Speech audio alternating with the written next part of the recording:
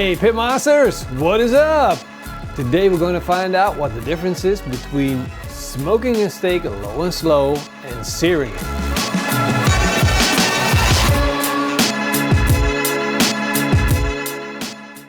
It's been a long time, Marcel. It's been a long time since I said, hey, the first thing that we're going to do is fire up the barbecue. So today we're going to be cooking on a Kamado Joe Big Joe. It's big. It's time to put some charcoal in, light up a fire starter, and let it come up to temperature. While our barbecue is coming up to temperature, I'm going to tell you more about this experiment. A while ago we did an experiment with chuck roast. One chuck roast we smoked real barbecue style, and the other one was seared off to find out that you can do both at such an equal cut. But question that I got from Morrison is, can you do the same with a steak? So we started discussing back and forth. Can you do it with a steak? No, you can't. It's a steak. You have to sear it. But what if you have a highly marbled steak, just like chuck roast, with a lot of fat in there, and you render it down? Will it not become dry? Like, will sushi still be juicy? And will it taste good? Will it be even better than a seared steak?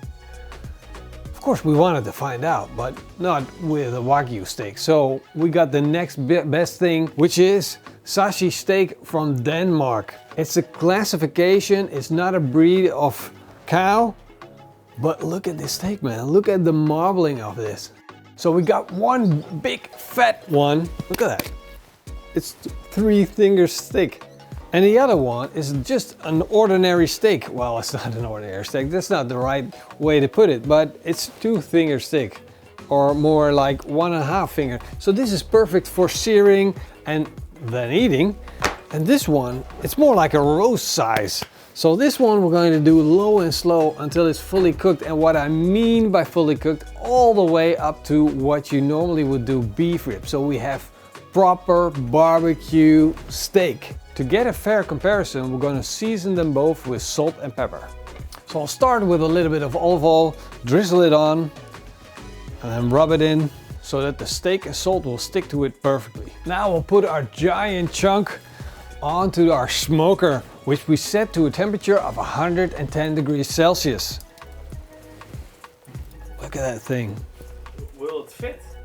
Will it fit? It will fit, but it's a good thing we're using the Big Joe. It's a giant. Now, of course, we need to add smoke wood to make sure we get that smoky barbecue flavor. We got a nice bit of smoke color. Look at this thing. Wow. Oi, juices are dripping. So we got all the smoke color, but to prevent it from drying out, we want to wrap it up in butcher's paper. It does look beautiful. It looks good, right? Until now, it totally makes sense to smoke it. Let it continue to cook until you reach a core temperature of 92 degrees Celsius. Our low and slow steak has reached a temperature of 93 degrees Celsius. We're going to take it off the grill, set it aside, and let it rest. This is almost nerve-wracking. What if it went wrong? What if it gotten all tough and the fat ran it out and it's no good anymore? We'll let it rest, and now it's time to sear our other steak. There we go. This is a relatively smaller steak, so we're just going to sear it on both sides and then set it over indirect heat until we reach our desired core temperature of 54 degrees Celsius. Time to take it off the grill. There we go, look at this thing. It's a beast. Time to unpack our smoked steak. So curious.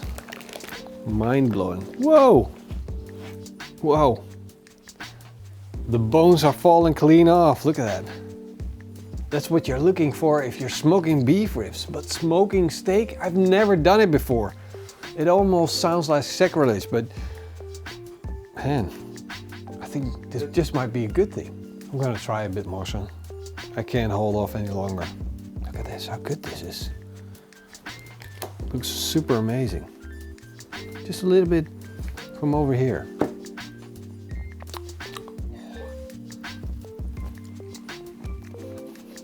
I'm not gonna say best idea ever, but it's your best idea ever. Yeah, thank you. Because it was your idea, try it.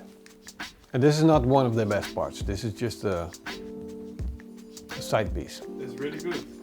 It's good, right? I'm gonna cut these in half because I want to take a look inside and get a good comparison. Now the grilled steak.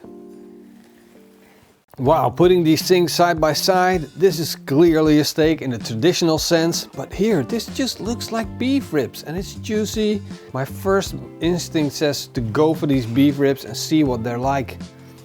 Take a big chunk of it, and boy, does it look good. Just wanna slice it up, get some of those juices on there, and then just shred it up. I'm so relieved, Marcel. This could have gone wrong very, very easily. That we ended up with some kind of horribly dry steak. But if you compare it to beef ribs, I still prefer beef ribs. And now let's try some of that steak. Looking good.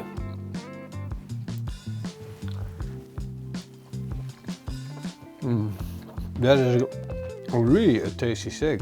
Because the flavor of the steak is really strong and real powerful. Dry aged, a lot of beef flavor, a lot of strong, powerful, almost like an earthy tones, like a nutty flavor. Really rich. You want to try it, Marcel? There you go. It's a really good steak. Oh. I can still taste the same flavor. Yeah, and that's the funny part. It's kind of like messing with your mind, because normally if you get beef ribs, it tastes completely different than what you were used to with a steak. But now you get the same flavor on the steak as you get on the beef ribs. But of course it's just a crazy experiment. You would never do this to a proper steak, cook it like this. But we just needed to find out if with the right amount of marbling it could be done. And I can clearly tell you it can be done. But you know, you have to like decide if you not rather have just beef ribs instead of a crazy expensive steak. Did you already try this? Oh, yeah. No. No? No. Sure? Are you sure? Yeah. No? There you go, brother. It's a bit tougher than a beef rib. Yeah, a bit. But you don't want to overcook it. You don't want to overdo it. So, look, Marcel, look at that bird. This is going to catch all the flies for us in the summer. And now it's sitting on the barbecue. It's a farm. What are you going to do? This was a fantastic experiment to do. If I'm being honest, I don't recommend taking such an extremely expensive steak and then turning it into something that is so close to beef ribs. You also need that high amount of marbling, and that's just hard to find. So if you want to do something like this, just stick to beef ribs or take a chuck roast. It's perfect for that purpose, and it even gives a little bit of better results. So just low and slow. It's fun to do. It can be done. Morsen's proved it. His idea works. But I'm just gonna stick with steak, Marcel, if you're okay with that. Yeah. Grilling steaks. Wagyu? Wagyu next time? You wanna eat the steaks now, Marcel? Yeah.